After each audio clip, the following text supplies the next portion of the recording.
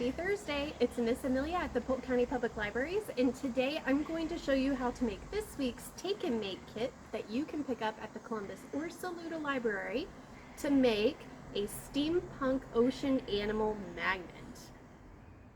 To get started, I'm going to lay out all of my materials to make sure that I have everything to complete this craft. I have my ocean animal, which in my case is a seahorse. I have my 2 steampunk gears to add some character. I have a magnet. I have an adhesive piece for my magnet, so don't pull that off just yet. We're gonna wait until our project is completely dry before we add the magnet on the back. I have a paintbrush, and I also have some gray paint, or your kit may have some black paint, same thing. And I have some metallic gold paint. So I'm gonna paint this in layers and let it dry before adding on my gears.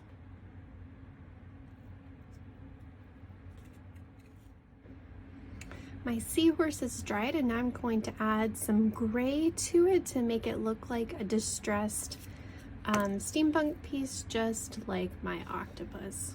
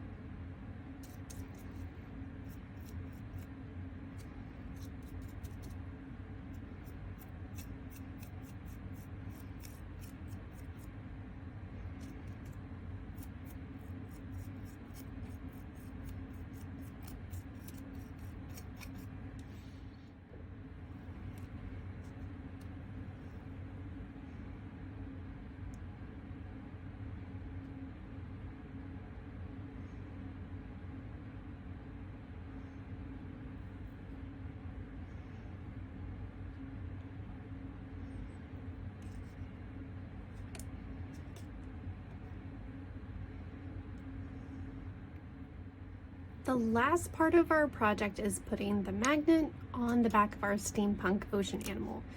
For this, you're going to use this sticker I was talking about, and you're going to put one side on your magnet.